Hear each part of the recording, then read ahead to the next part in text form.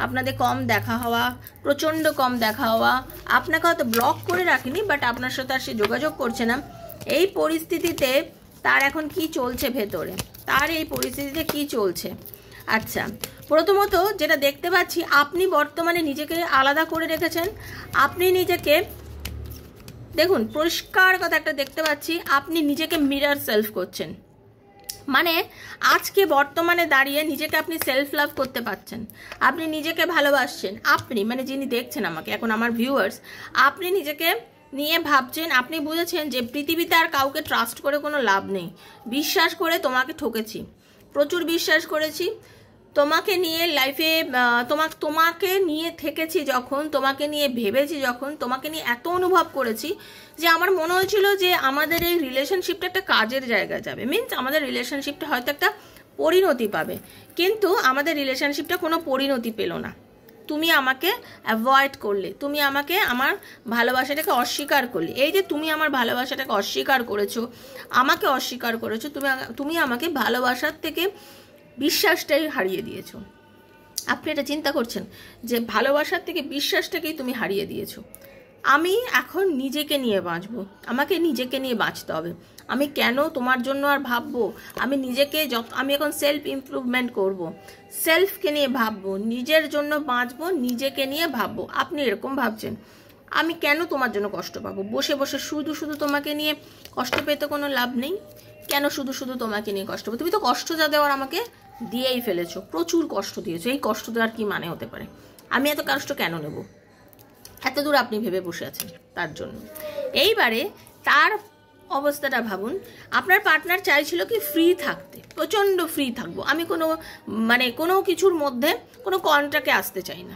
কিন্তু উনি এখন বুঝেছেন যে না, এটা তো সোল কন্ট্রাক্ট।